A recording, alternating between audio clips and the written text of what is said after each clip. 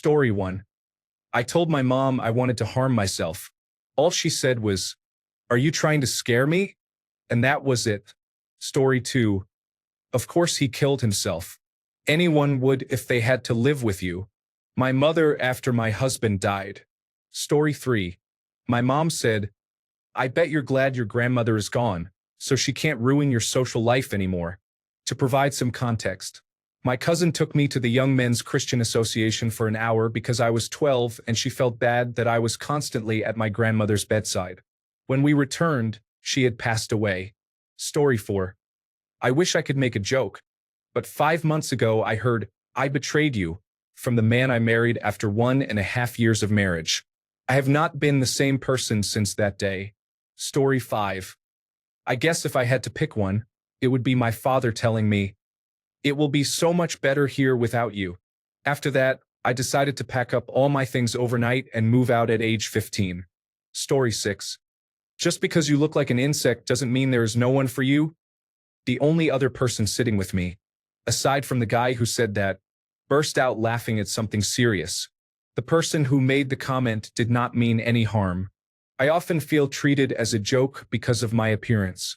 Story 7. My ex-best friend told me, "If it weren't for me, you would be a loner now." I still remember it as if it was yesterday, even though it was 5 years ago. Story 8. God gave you a brain tumor as a small child to teach you and your family a lesson. He truly believes it was right to say this to the mother of his children. He already knew it would cause my parents to divorce, and I was constantly made fun of at school. Story 9. Once a thief, always a thief. My older sister and I, when we were young, took one of the candy bars she was selling to raise funds for school. Story 10. They serve burgers on Sundays and I am at the sushi place on Saturday, although I do not particularly like seafood. Story 11.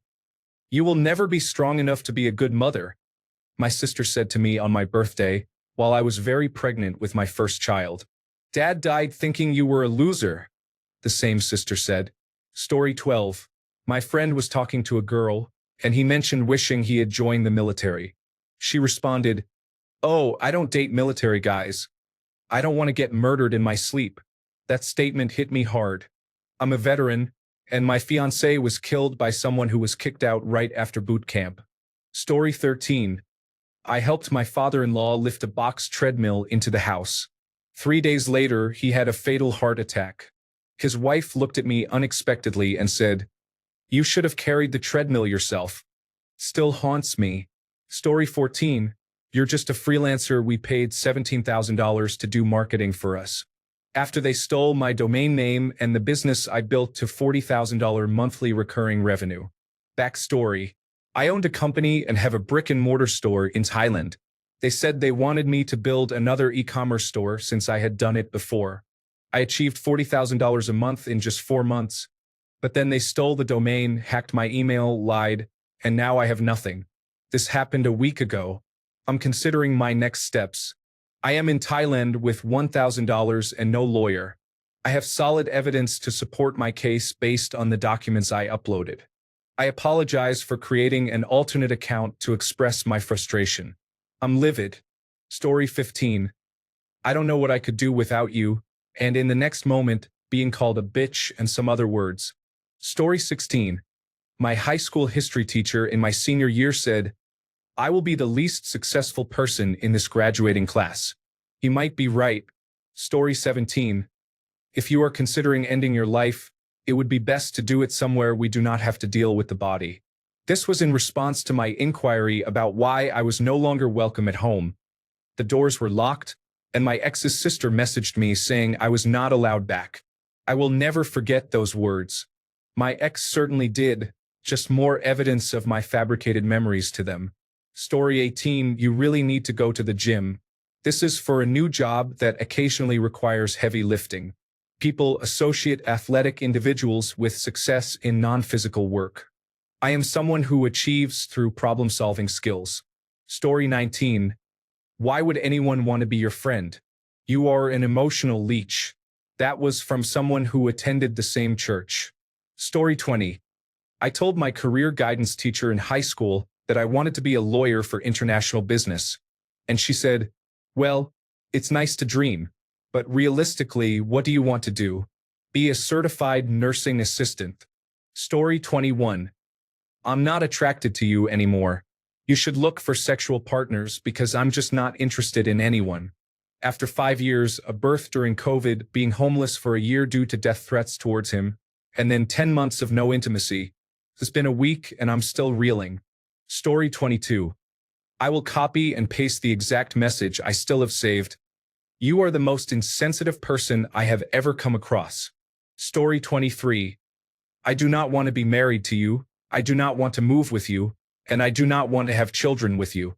After 5 years of being married and planning to have children as soon as we could move out of my parents' house to the apartment we were fixing up, which was likely to happen within the next 6 months. Story 24. Your interpersonal skills are very good, but I just don't see you having the kind of mind for problem solving. It hurt when I realized the guy was wrong. Story 25. You have borderline personality disorder. You have it because you mimic me. You took on my personality. You dehumanized and weaponized me and my kindness. My ex said this. I responded that we should agree to disagree. Story 26. Oh, thank God. We have all been discussing and couldn't decide who would tell you. This was said by my best friend when I informed her that my son has an intellectual disability. Apparently, she and all my friends had been talking about my son behind my back for months. Story 27. I have been dealing with health issues and am unable to conceive a second child. Many people have advised me to be grateful for the one I currently have. Story 28. You have a face only a mother could love.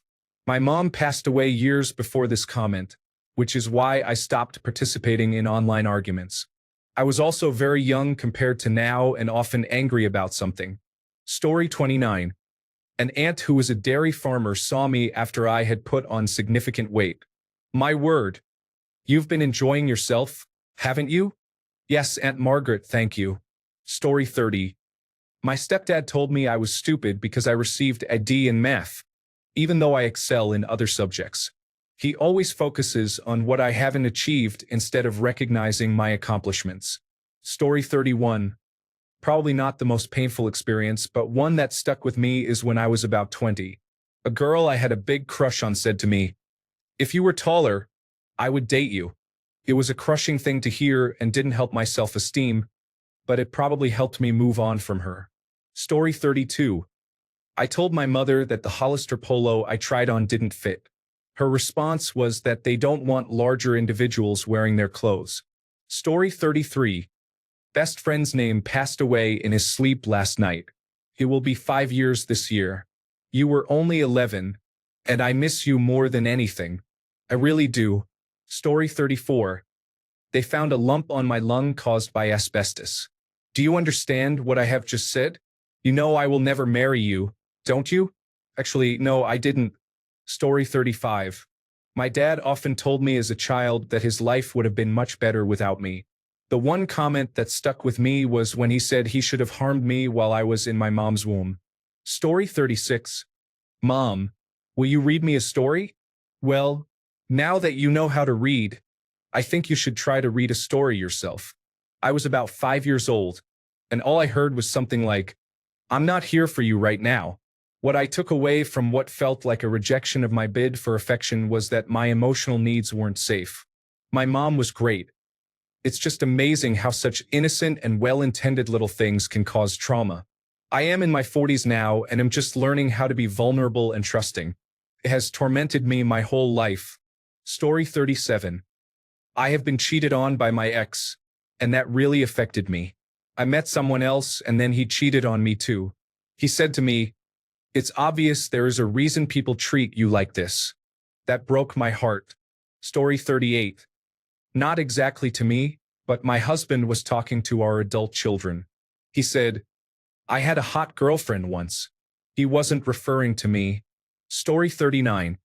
The day before my mom died from cancer, someone said to me, "I hope you follow in your mother's footsteps."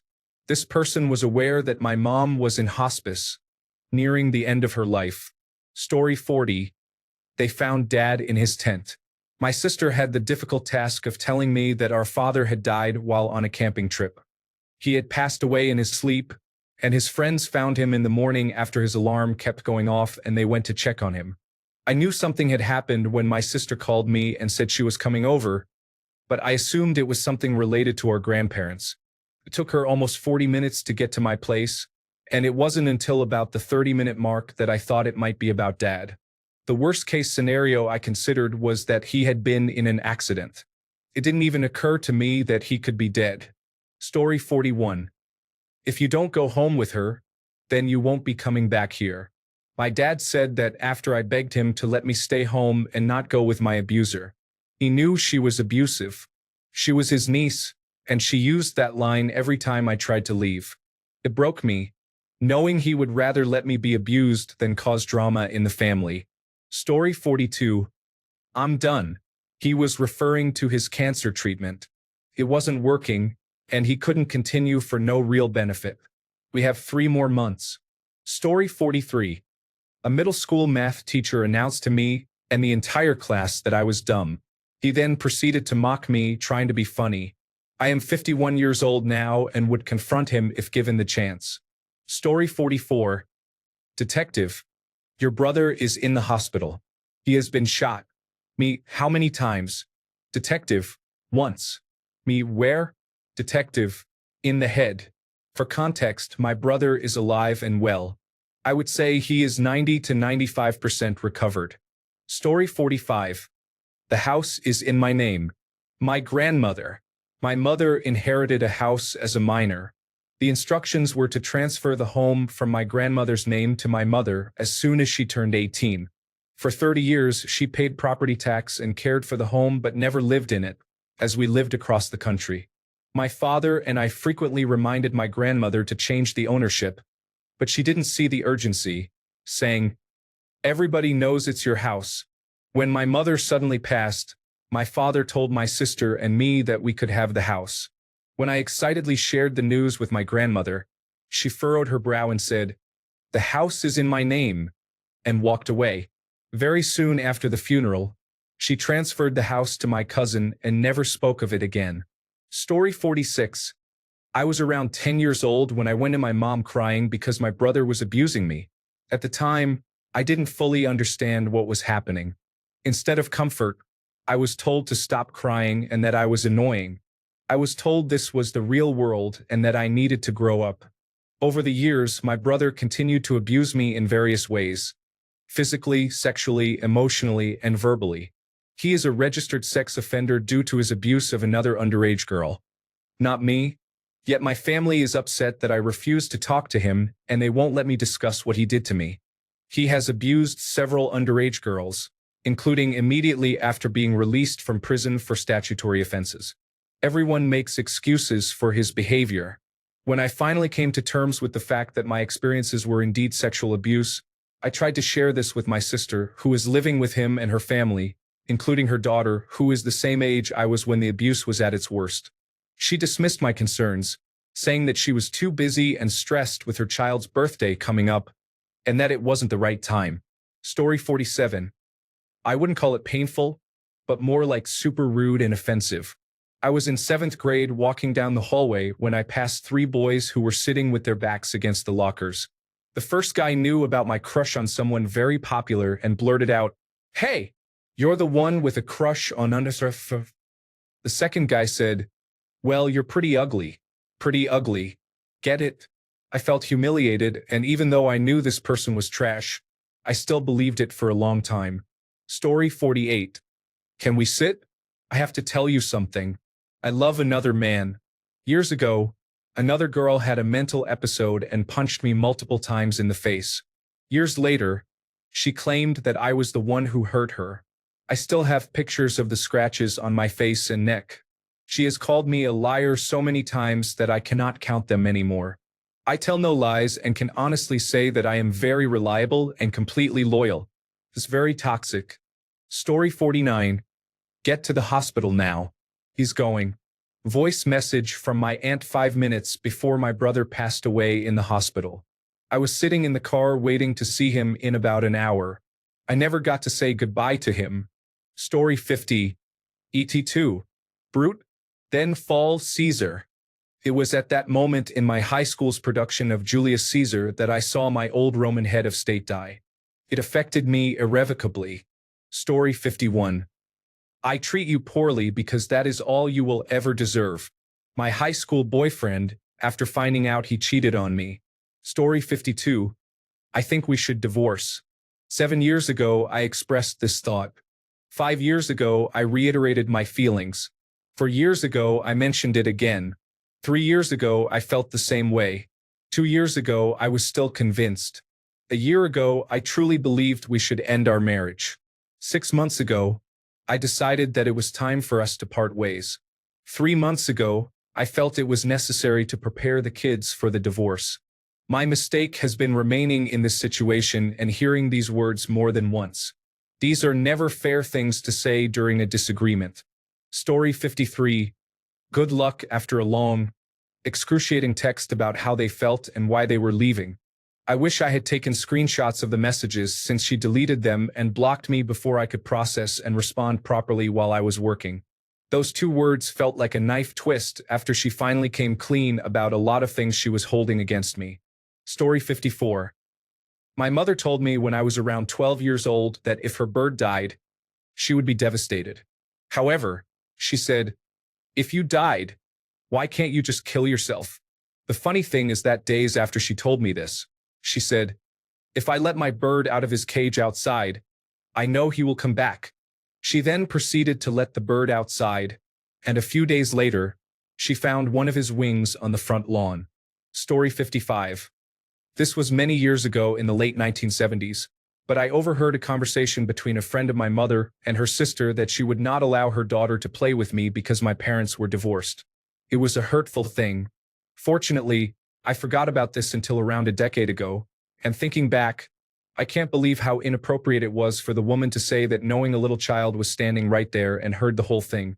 Story 56. School in the United States was not very challenging. It's a long story, but I ended up with a scholarship for an experimental 5-year Bachelor of Science and Master of Science program. The first paper that I submitted received feedback from the professor stating, "You were on the right track, just the wrong direction." That was about 50 years ago. I've earned 3 other degrees, all with honors, and that comment still resonates with me.